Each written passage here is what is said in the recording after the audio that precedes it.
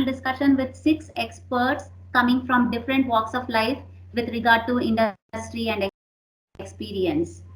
I would like to share the topic for the panel discussion today. The topic: how human-centered artificial intelligence has played its role during the global pandemic. So we got out with this topic, keeping in mind the theme of the World Usability Day for the 2020. It's about human-centered AI, and also what each and every one of us, regardless of where we are coming from in the world, we are going through this pandemic. So the panel discussion topic is how human-centered AI has played its role during the global pandemic. Let me quickly introduce you all to the panel speakers today. First, we have Ashwini Deshpande. She is a graduate from National Institute of Design and the co-founder and director at Elephant Design Private Limited, along with two co-founders. She leads Elephant Design, which is India's largest independent integrated design consultancy with offices in India and Singapore. Elephant Designs was ranked as #1 design agency by the Economic Times Brand Equity Reckoner consistently, including 2019. A warm welcome to you on the panel, Ashwini. Next, we have Siddhant Goyal. Siddhant is the co-founder of his company Designers, with an interesting tagline for the company being creating next million designers. He has been a senior UX designer at Samsung and a UX researcher at HESSO Valais. Siddhant has been a keen supporter of this event and has lent a supportive hand with his valuable inputs to us throughout. Thanks for that, Siddhant, and I welcome you to the panel today. Next up, we have Sailesh Krishna. He is a design learner and practitioner, combining industrial and communication design to work towards better future urban built environments. We welcome. We have Srinatha Narayana. Srinath serves as the Chief Delivery Officer for Evolute IQ and is based out of Bangalore, India. In his role, Shri, as everybody calls him, Shri is responsible for driving the capability development, delivery methodologies for implementation, capacity management, and culture. Shri brings diverse experience across engineering, customer focused delivery, management, complex program management, and people growth with global organizations, including Sapient and Cognizant. Welcome, Srinath. We also have Jessica Pugleli. I am sorry if I pronounced it wrong, Jessica. Currently working as a senior UX designer for Avalara. Jessica has 23 years of experience in the design industry. She has been working, including at ITV, Kabi, University of London, Credit Suisse, Harrods, and Citibank, among the others. Next, we have Harini Suresh. Harini is a lead machine learning engineer and project manager at Omdena. She graduated in 2019 as a computer science engineer, and her interests are primarily AI, ML, machine learning, and besides, a mentor at various organizations like the Remarkable Women, Vedu Community, and the Climber. We welcome you all from Solve by Design, IDF Kolkata, and Design Kolkata with our supporters, Live Holistic, Webbies, and Designers. A big round of applause to all the panelists today. Hi everyone, good to see you all. Hello. So let's begin. To begin with, I would like to give every speaker about 2 minutes to briefly tell us their take on the topic. We begin with Ashwini Deshpande first. Please go ahead, Sure. Ashwini. Sure. Thank you so much, and good evening, everyone. I think first of all, the topic is so engaging that and there is so much to say that it's very difficult to figure where to begin. Allow me to share my screen for a moment. I want to just begin by saying that there is I don't think there is any AI that cannot be human centered. I think all of the work or whatever analysis, synthesis, churning, everything that's happening around AI, if it is not human centered, then it sort of loses its meaning, according to me. Yeah, so I mean, when we are talking about role of human centered AI, I think during pandemic or post or pre, I think AI has always been or should be human centered, according to me. Uh, so I'm going to look at, I mean, my focus for the last few months has been a very, very specific target group. I've been in my house, I've been working from my house, and I have three senior citizens in my house, all three above 80. And I've been looking at, what it has done, what the pandemic has done because of, them having to stay at home and not having any social contact and so on. And also at Elephant, for the past 3 years, we've been running a Platinum Lab, which basically focuses on ideas, services, products for the senior citizens. And we've been researching on physical products, habits, experiences, and of course, screen-based products, apps, and so on for senior citizens. And that's really the focus. And I'm just going to quickly tell you three ways in which AI has either helped or will be helping people during such times. Uh, the first one is, of course, staying connected. And I have seen tons of tweets and other social media posts where people could be in touch with their elders, grandfathers, grandmothers, parents, purely because they could configure the Alexa Echo, and the elders who could not actually operate their own phones or reach out to their own phones and so on were still able to talk to their loved ones through the Echo. And there are tons of examples like these. And so staying connected is a very, very large part of what AI could do for the senior citizens during the pandemic. The second one is clearing misconceptions. We all know that the WhatsApp University was very, very active during the pandemic, and it's still very active. And we all know that there are all kinds of informations that have been reaching us, and some true, some not so true. Amidst all this, WHO, the World Health Organization, actually started a chatbot, and that could give you a real-time information based on the geography and language that you choose. And I think that was a fantastic use of AI globally. And I know there must have been some bugs, and it probably wasn't perfected because it had to be done, without much preparation and testing and so on. But I think it was an amazing use of what AI could do for the world, basically clearing misconceptions, giving out the right information, and so on. So that was one great example, according to me. And the third one, which is about to begin, I don't think it is still fully there, but that is selfies that will be used for diagnostics. So the senior citizens who will not be able to move out of their homes due to pandemic or their health conditions, very soon, I think a lot of work is going on in healthcare space and AI, where selfies will give a lot of diagnostic information based on various parameters and so on. So just these three quick points, I think AI has a very, very large role to play in such situations. And I feel not just artificial intelligence, but human intelligence also must be human centered. So that's what I would conclude with. Yeah, thank you. We Yeah. can move to the next speaker.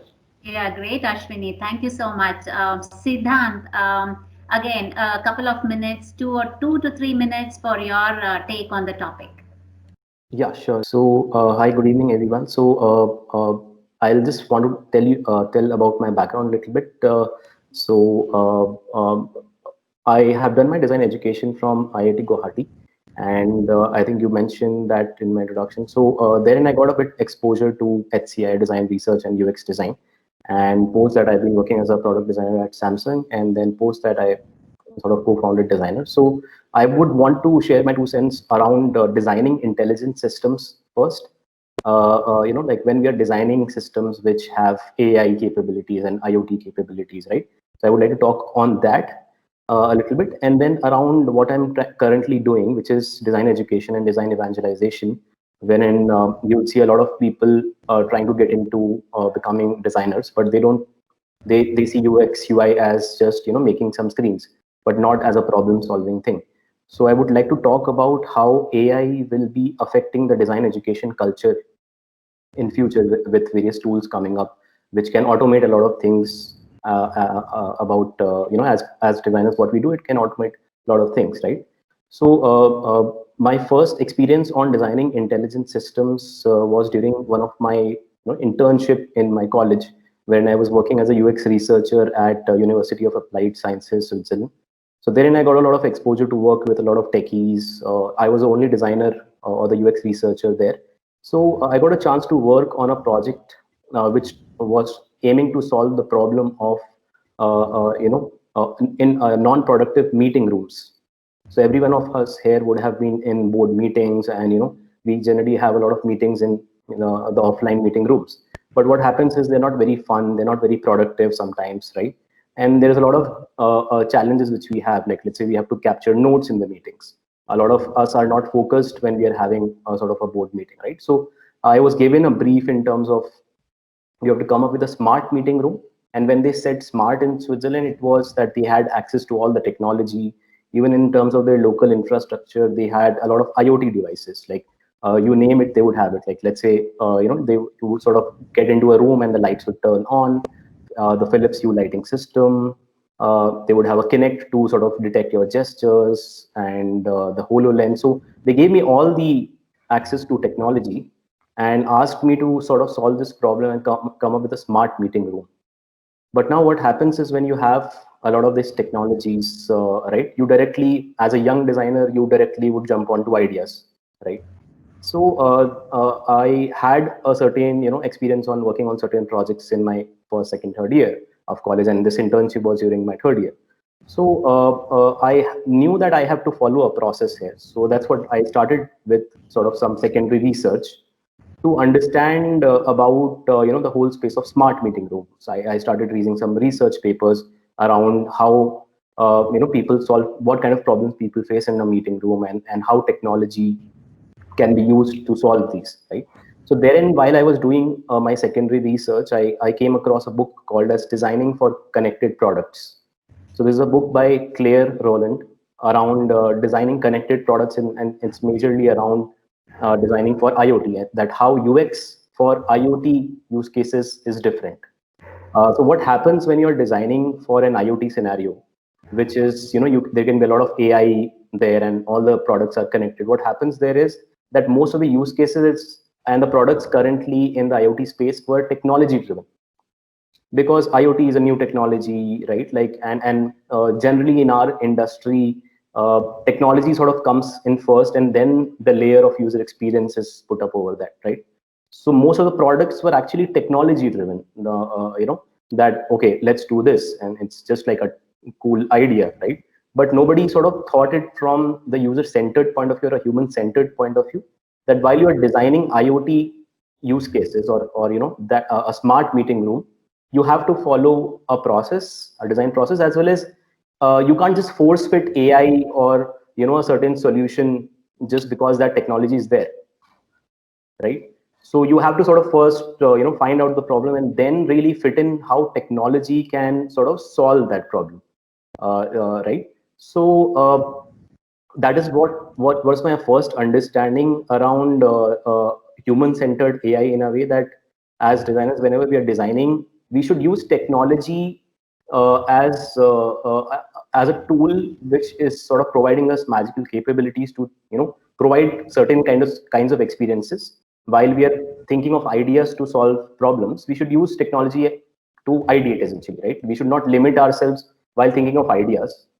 But at the first place, you can't directly jump onto ideation. Essentially, you have to first find out the right problem, and then find out that how this whole technology and certain AI capabilities in a certain system can solve those problems, right? So at the end of that project, we actually ended up calling that project as people aware IoT applications.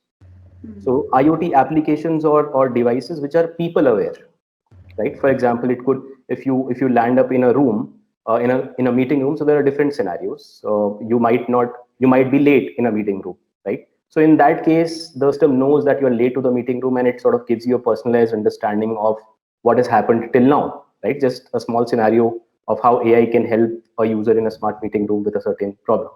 So I'll just move on to the second aspect of it, which is around design education and AI. So currently, I am sort of on a mission to sort of evangelize the right design education, because this a lot of people want to become UX UI designers, so-called UX UI designers, product designers nowadays. But there is a lot of misconceptions which are around what is user experience design, right? And a lot of people have this notion that they have to learn some tools like Figma, XD, and make some screens, good-looking screens, and post it on social media or on Dribbble. So a lot of folks here are like from the industry and are UX practitioners. So there is definitely, everyone knows that there is part of the UX process which is, let's say, UX research, which probably AI cannot take over from us, let's say, right? That preparing a questionnaire or analyzing your research through affinity mapping or creating task flows or site map, wherein there is a little bit human comprehension which is required to really think through from a user-centered point of view, right? But something like UI design is something, for example, let's say even color psychology, that which color you should choose for a specific app can be sort of hard-coded in a way that the certain kind of emotions an app wants to evoke. So you give it a certain kind of a color that AI can suggest you. And think of it in terms of UI design specifically, that when you're making a screen, you're giving 16 pixels margin from the left. That is something, again, mathematical. So AI can come in there and sort of take up your job to just make screens. So that's what my point here is, that you should not just see UX UI design or design in general just about making things look good and making screens and using tools. Yeah, But really from a problem solving point of the human factor is view. something that Exactly. we cannot miss. Thank you so much, Yeah. Siddhant. I think we will move on. Thanks Yes. again for Yes. your insights. Let's move on to Sailesh Krishna. Sailesh, your take on the topic. You will have a 2 to 3 minutes, please. First of all, I'll thank Solved by Design for organizing such a beautiful community and symposium. The second thing that I'd like to say is I'm not an expert in either artificial intelligence or COVID-19 virology, but thank you for inviting me for this. What I've done is I've been very ecstatic throughout the beginning of this pandemic. I don't feel guilty about it.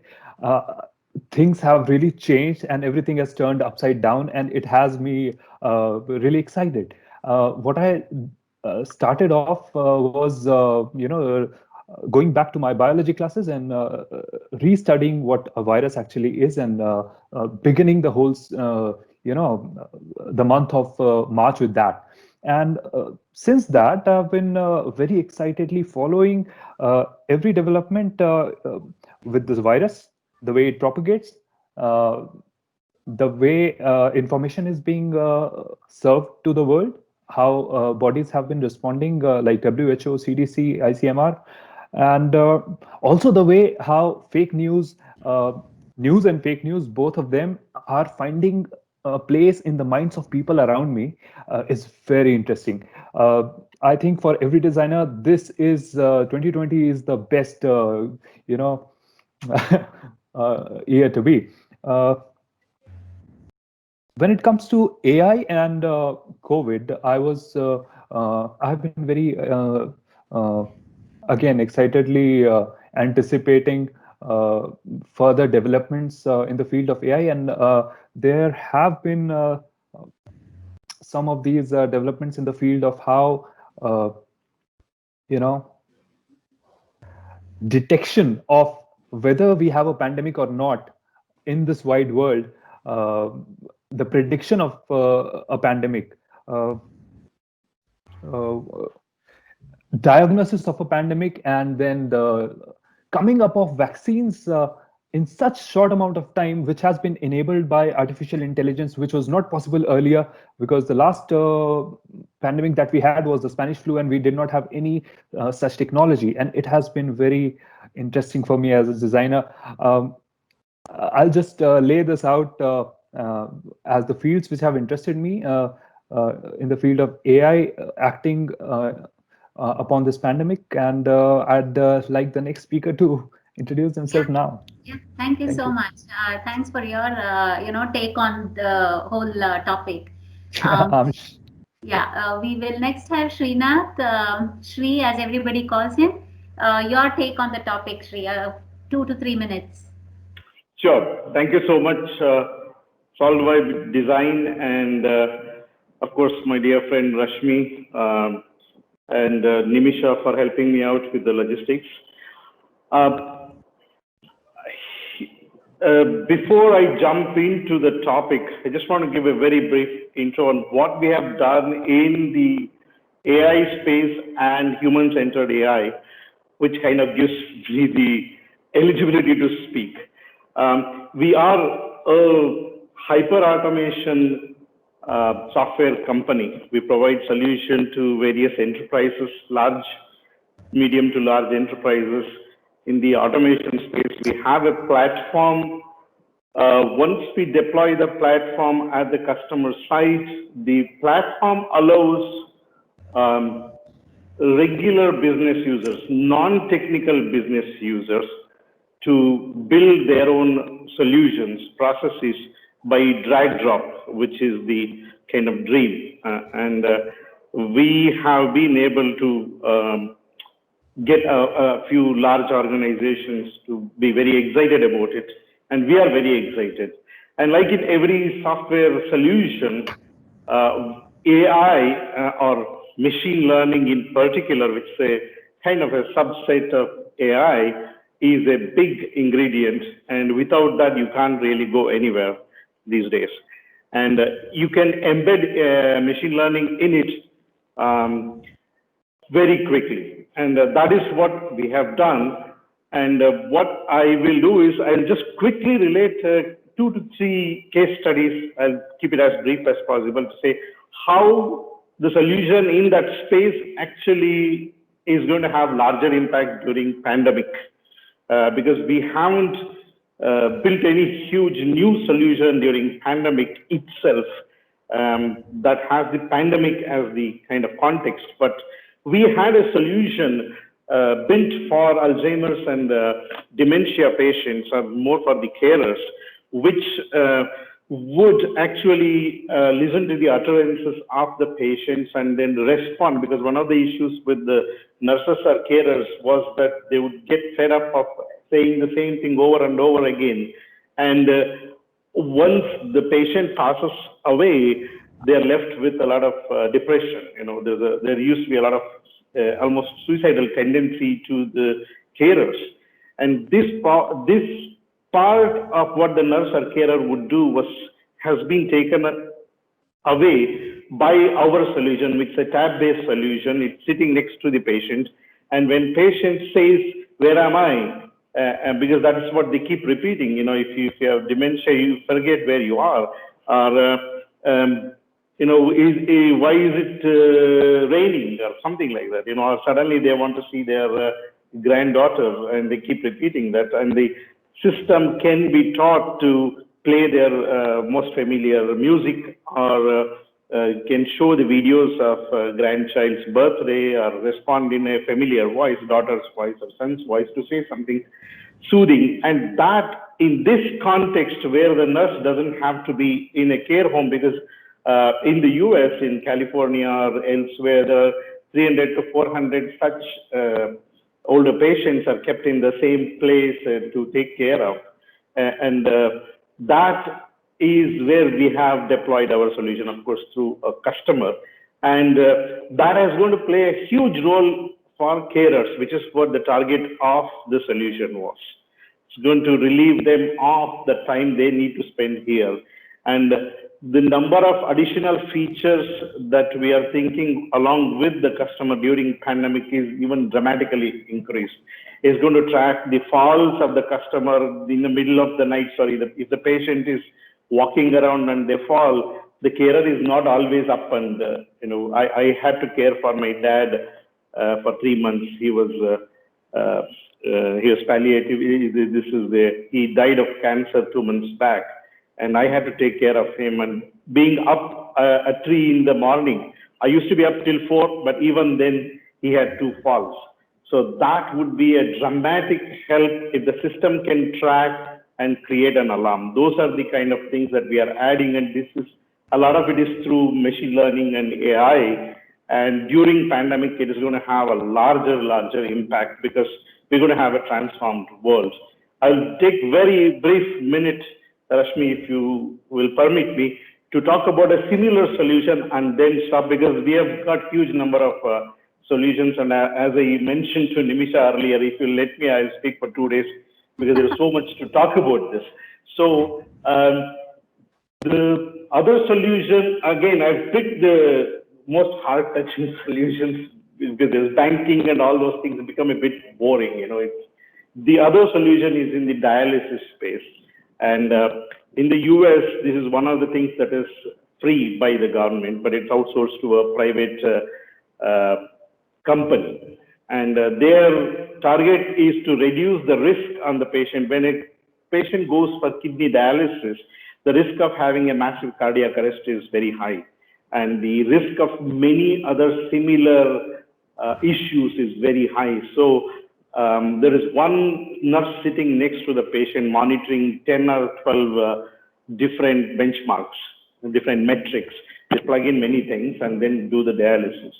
Of course, I guess it is going to be similar in India too. Soon in the larger hospitals, they must have implemented all those things. But we got a chance to take all of that through IoT Hub and then use machine learning algorithms on similar demography, ethnography for years, and then be able to use either the ECG or any of these metrics to predict if the patient is going to have one of the complications through machine learning. Right now, there's one nurse sitting next to the patient, and it's a human manual process. It is as good as the nurse's guess if somebody is going to have a problem. But the machine is going to have this large volume of data, millions of patients' data, and then trigger an alarm. It can say, send a message to an operation theater and say, this person is going to have a cardiac arrest. Get these 10 things ready, keep the oxygen ready, keep something else ready, call the specialist, and then say, send all the information up front. We don't have to wait for somebody to send it. Can send all the information, say, this is the patient, this is the age, this is the past history, be prepared, go check. And this also reduces the number of nurses required per patient, because the machine is doing a better job than a human in those spaces to take care of humans. And that would have even a dramatic impact during a period like this, because you don't want, as I understand, again, I need to justify this through statistics, that medical industry, people working in the industry, the deaths are more because of COVID. The less number of people that need to work and take care of more patients, the better. So that would be there. I have overrun by 5 minutes.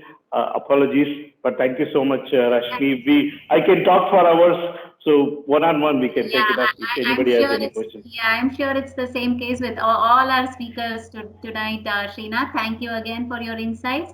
I welcome Jessica. Jessica, please go ahead and give us information about your take on the topic.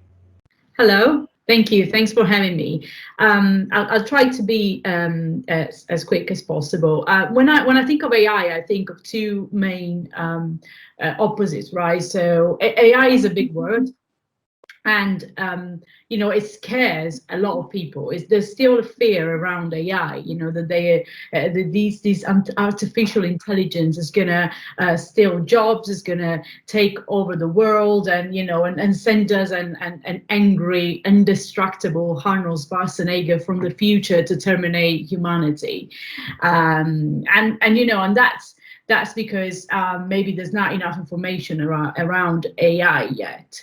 And in fact, if we think about it, actually AI is in our lives already a lot. We have Siri suggesting us, whatever we ask for.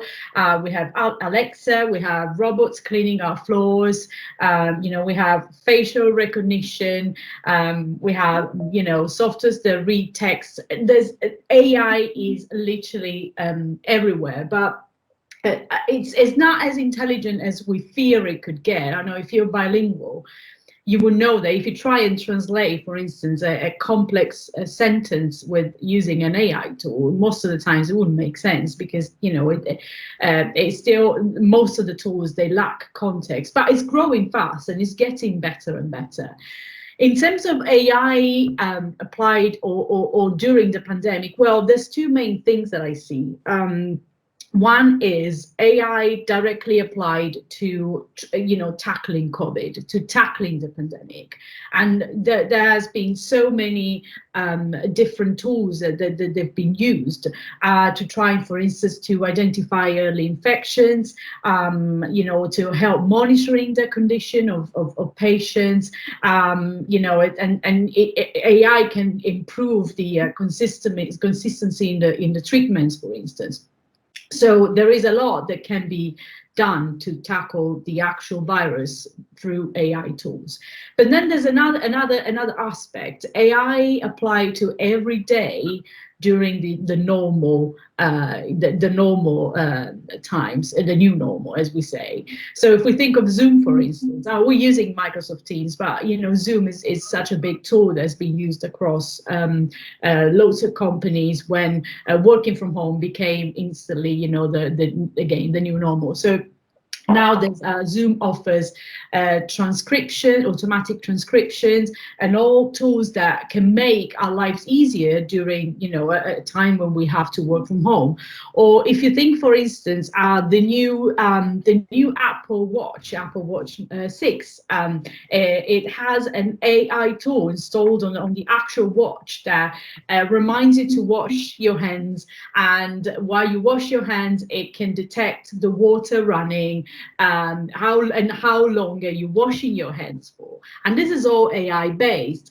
There are fitness apps, because now lots of gyms, for instance, are closed. There are fitness apps that what they do is, because you exercise from home, they have tools that recognize you, that look at you while you're doing it, and they adjust your exercises while you do them, like having a proper personal trainer at home.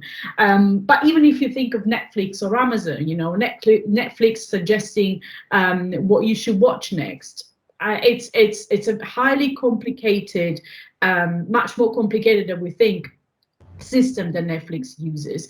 Or Amazon now is, there's a lot of conversation around the pre-shipping that Amazon has just said that they want to launch, whereas they send you things right before you have ordered them, because they predict that you are going to buy something by a specific timeline. So and we know that that kind of prediction based on data accumulated through observing human interaction has been used, unfortunately, for bad things as well. We know very well, Cambridge Analytica and all this sort of stuff is quite well known across the world, and some president 4 years ago being elected thanks to that. So AI can be applied, in a bad and a good way. But I would say that for the pandemic, it has had a very, very positive role.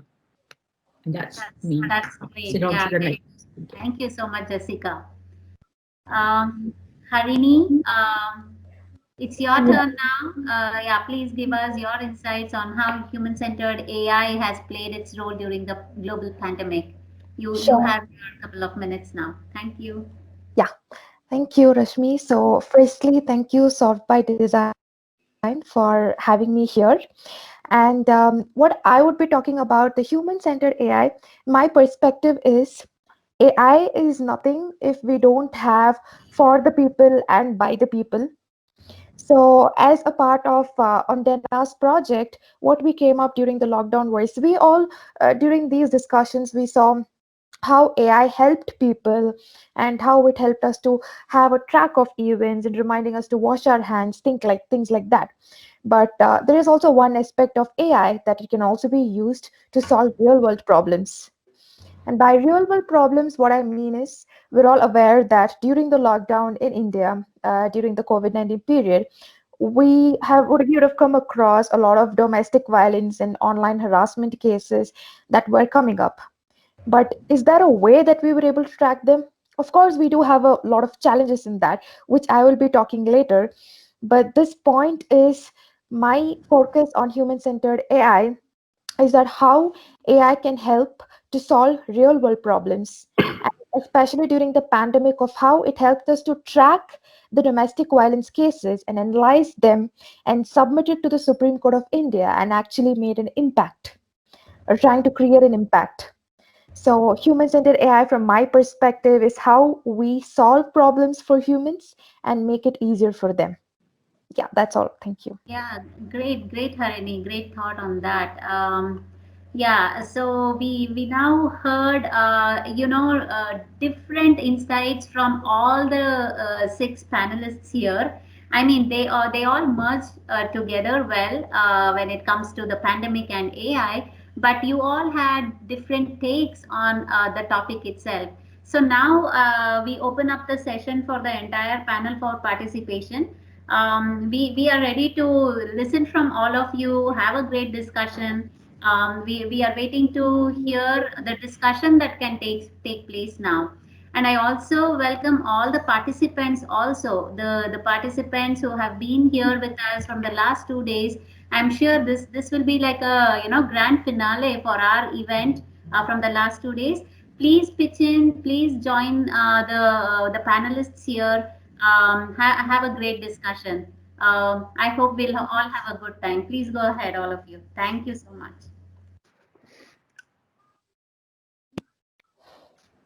All right. Hi. I'd like to begin because I have a question in my mind, first of all. I was reading about human-centered artificial intelligence, and as designers, we use the term human-centered almost every day because it's what we try to do when we build products or systems. Human-centered artificial intelligence in some places and in some of the speakers' keynotes during Sort by Design also, designers have tried to talk of it as the process by which we design AI for humans. And it kind of follows the same track. But I went into some lectures which were given by people who are working on machine learning, deep learning, and how they perceive human-centered artificial intelligence. They divide it in two parts. One of them is artificial intelligence, another one is human-centered artificial intelligence. When it was just artificial intelligence, what was happening was there was a data set, a huge amount of data set being fed into the algorithm, and then the AI used to learn patterns from that and then make predictions. AI. Human-centered AI, there is another one small thing which has been included in the loop, and it is a human being now.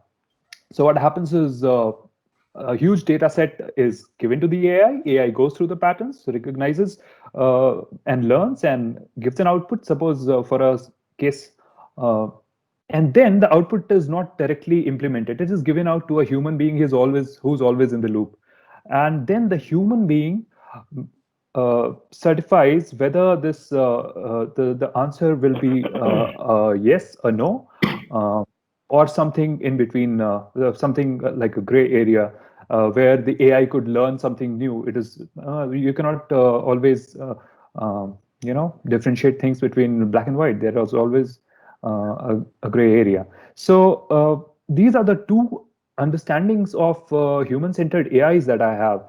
If experts from the panel could, just help me out here and explain me which one is right, or how to marry both of these and understand the concept of human-centered AI.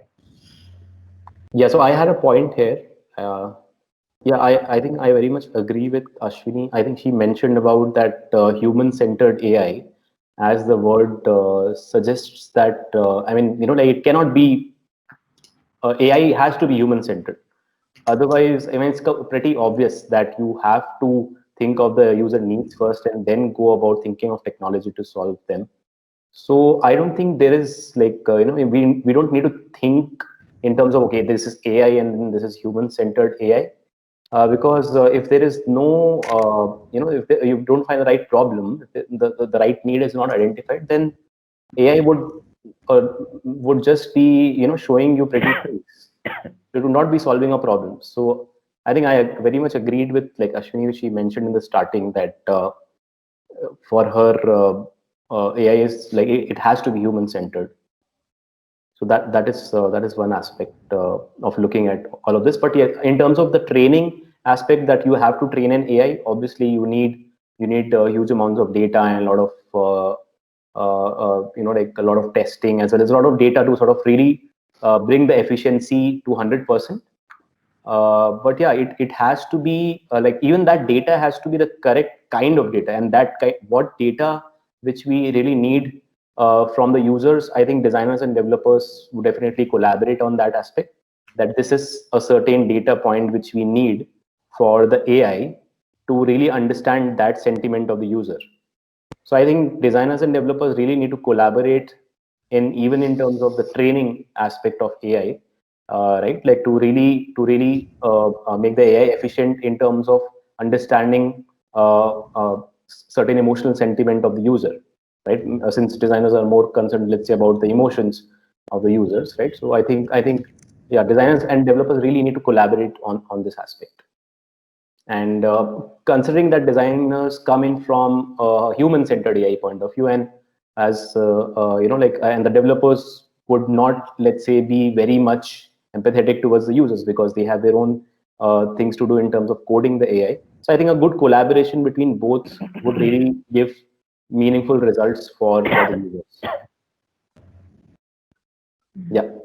Great, Siddhant. Yes. Anyone else? Excellent points. There's a slightly different. Can you hear me? Am I audible? Yes. Yeah. Yes. There is because I am more in the providing enterprise solution space. Not always thinking of just individual retail only solution, because a lot of the solutions we build are used by large enterprises to reduce their costs and improve efficiency in the process. So when we talk about human-centered, we can always argue that it is some human-centered somewhere. How many people does it benefit? What is the benefit of it? Those aspects are always arguable. For example, for one of the large organizations where there were 50,000 plus invoices coming in, and there were 20-25 people working on the invoices to reconcile them, make sure the invoices are matched against the right, the payments were coming in and they were matched against the right invoices, because a lot of the people, when they pay, customers, when they pay, they don't always mention proper customer reference number, invoice reference number. So the company has got $1,250, but they don't know whom to apply that to, who paid it, right? And there were 25 or so people sitting there in spreadsheets, looking through and saying, this is from this bank branch in Ohio, and usually this is the customer that pays through this, and then make a note, and then make a call to the customer and say, look, hey, on this day, did you pay this money? And then enter and then send out a receipt, all of that. Now, we're going to have AI do that, right? For the customer, it is great because they're going to have a cost reduction, right? So, and that also means instead of 25 people, we may need only 15 people or 10 people, right? Now the question is it human-centered or not, right? The investors as humans are going to benefit, right? Because they're going to have reduced cost, right? And at the same time, the data analytics and machine learning space itself is creating very large number of jobs, right? Very large number of jobs. Anywhere they're talking about 100,000 plus jobs at the moment being open, available. Not enough people are coming out as data scientists. Across the globe, the numbers are very huge, the demands. So the area is also creating jobs. But this particular efficiency I talked about, both in accounts reconciliation, accounts payable, which is a very large business for solution providers like us, because it's also providing jobs. So it is human-centered, right? At the same time, is it human-centered? Right? Those are a slightly different kind of take on an enterprise class solution we need to think about. And as I said, at the same time, we are creating huge, the medical case studies I talked about. They are having huge impact, and there are many more case studies. We have agri-tech case studies where we are building organic and natural farming, and the entire thing is driven out of IoT Hub, and it's very high quality products. And there, our platform is making it human centric because as I explained, any layman can create if they want to reorganize the steps of seeding to harvesting slightly differently. What we have done is in the system that is implemented for them, the business process steps are agriculture specific. There is a node that says seeding, and so the person relates to it. It is not technical at all. When they put seeding, it asks for parameters that are very familiar to them. What type of seed, what type of water, what type of fertilizer, all of that it asks, and it is very familiar to them. So that is absolutely human-centered from that perspective. Yeah, right? that So comes it's a very, from the enterprise angle it's a of very, taking. Yeah, that's good. Ashwini, you have. Ashwin, over to you. Yeah, so I think this is a very, very interesting aspect you brought in, and that's precisely the reason when we talk in terms of human-centered in the field of design, we say user-centered, because I mean all of us are human, right? So who is it making? Whose life is it making better? And we have to always therefore look at who the user is, because if we look at the other aspect, even from the first machine when it was made, whatever the kind of machine it was, it obviously reduced certain human involvement. It probably reduced the number of workers needed to create something. And if we had stopped it then, we would have not seen any progress in the human beings. So I think we have to leave the larger word of human centered and focus on user, and whichever user's life or lives it's making better or easier. I think that's really how the focus needs to be. But I want to put in a few words here and have opinions from everyone around. The words are ethics and dignity of the user, and or dignity of the whole ecosystem. And I'll just come to in a moment why I'm saying it. And the third word is privacy. And I think all of us know that we are surrounded by machines and screens that are recording us knowingly, unknowingly, whether we like it or not, right? So I just came across this piece, I think today morning, which said that while all of us are living our lives on Zoom, if all of us were to be absolutely honest, we would agree that at some point in time we have done some side hustle while a video call is going on, right? We've checked an email, or we've sent something, or we've chatted with a coworker, and whatever. All of us have done it. I mean, I have done it, and I don't know if everybody is honest enough to admit it. Absolutely. Now it seems Zoom has, with the help of AI, figured to a precision of nearly 85%, what is it that we were typing while we were on the call. And you know how they are doing it? They're plotting the movements of our shoulders. So they know exactly when our shoulders move, what happens. So I think, some of us are fortunate to have long hair, like you, Rashmi. But, so you can hide your shoulder movement, but the rest of us are not. So you 2 can years see back, what. I had. So you can see the creeps. I mean, you can see what's I happening in had our hair. lives. So, where do you draw the line? I mean, just because the technology is available, do you try and do that? Where are you going to enter, and what kind of data are you going to get? And, what kind of world we are going to be in tomorrow? So that's kind of worrisome at the moment. I mean, I've done so many side hustles, and I don't want Zoom to know what I was typing to a coworker, right? So where does it go? And I think Siddhant, you've raised your hand. I think you want to add Yeah, something. in the order Yeah. of the hand raises, I think Harini will Okay. go next, Yeah. then Okay, Jessica, sure. then Siddhant. Yeah, sure. Thank you. Go ahead, Harini. Yeah, thank you, Rashmi. So, while we are seeing things on a perspective of human-centered I think it's more related to problem-centric. So now we have solutions for the problems that are being developed by AI, or maybe certain improvements on some things. If we think that this particular solution is not working well, and I would want a better recommendation. For example, while we're using Netflix, we might not be aware of our favorite movies or our favorite serials in that way. Getting recommendations will help us. So it's more of a problem centric one, or some that we are trying to solve or improving on something that is already existing. And this can be brought about only by collaboration.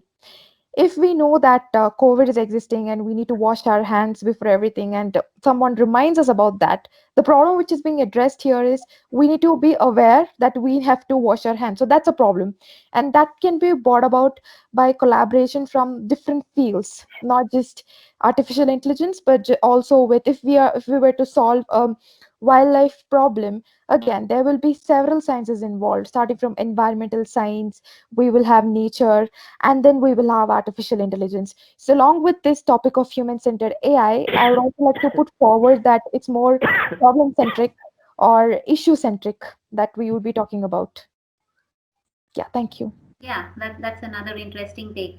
Jessica, what about the discussion that you've heard so far? What do you have to say? Yeah, well, I totally agree with Harini for sure. In terms of what you were saying about Zoom, absolutely. The thing is, unfortunately, when we have powerful technology, humans tend to use it for really good thing, but also for very bad thing. And what problem is that trying to solve? It's not a real problem unless we think of a very controlling manager or company that is so frustrated that they can't trust their own employees, that they have to pay Zoom to see if the employee moved the shoulders. And it's really, and I think that really links back to what I was saying in the beginning, that that there's a fear around AI, and I think it's not an unfounded fear. Maybe we won't have Arnold Schwarzenegger coming, getting at us, but there is definitely an element of control. Where does it end? Where's the line between I'm making your life easier, I'm making your workday more efficient, and then it gets to I'm giving your managers or blah blah blah the power to totally control you.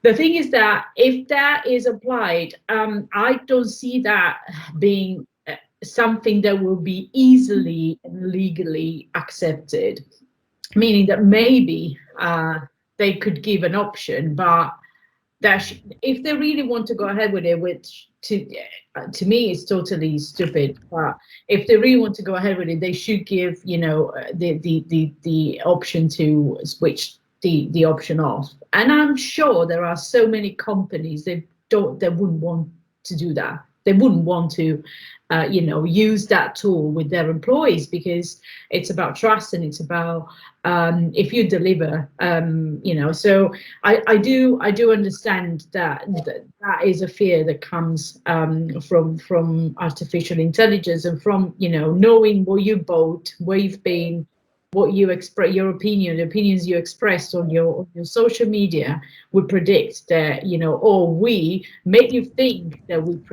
predict that you're gonna take an action.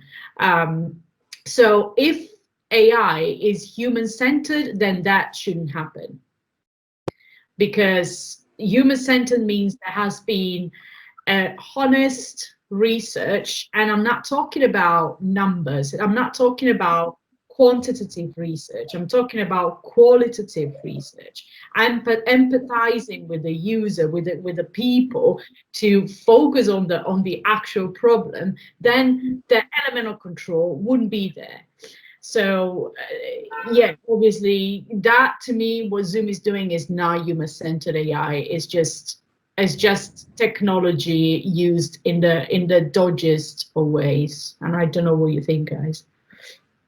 Yeah, that's interesting. I mean, the trust and human control, those are the aspects I think we are discussing about. And Siddhant, you had something to say. Yeah, so I had something as a follow up over what Ashwini mentioned and like the previous speaker for Ashwini. So basically, like I think he was talking about jobs around something around jobs, right? That when in an enterprise kind of a setup, you bring in AI and you are seeing there deploying AI from the point of view of that it increases efficiency and but yes, it reduces jobs in that aspect.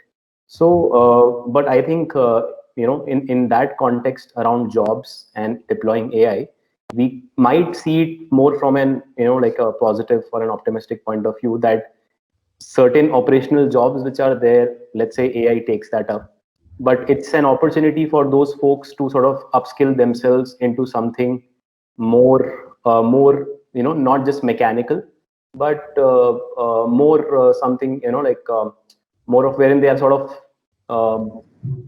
they still are using their brains when they are doing something mechanical, but I am not sure of the right word to use here. It sort of gives an opportunity for you to sort of upskill into doing something more on the emotional aspect also, right?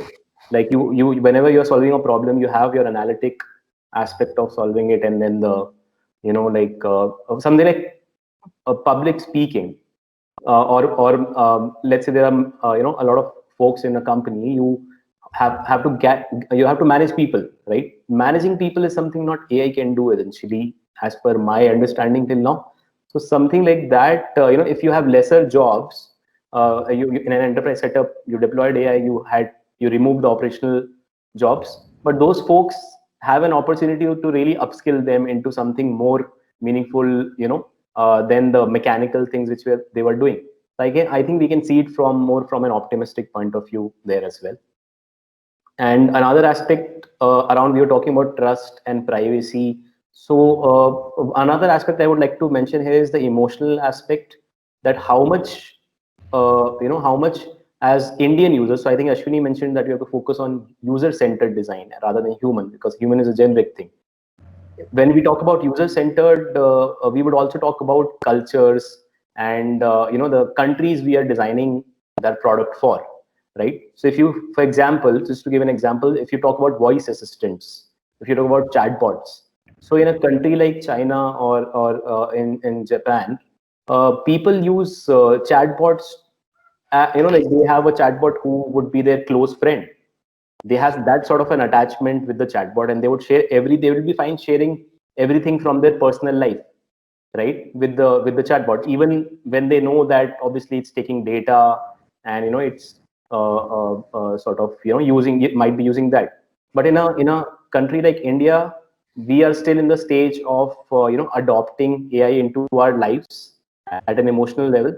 Probably I think devices like Alexa and Google Home have really solved a major use case, wherein like if we are in a kitchen, or if we are lying down on a bed, it sort of solves the core problem. For example, like when it's user centered, you have to think of personas, right? Like for example, in a city like Bangalore, most of the people are doing their jobs, and when they go home, it really solves a problem that I can just down on my bed and just ask Alexa to play a song.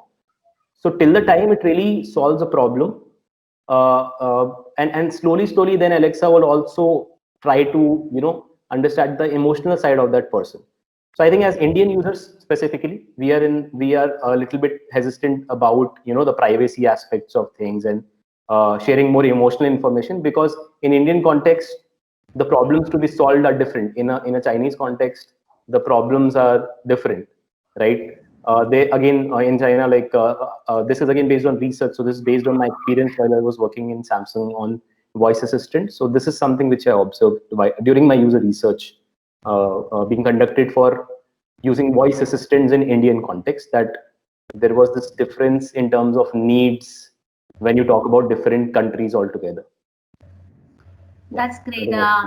I think we have a question from one of our participants. Mesh, do you want to go ahead?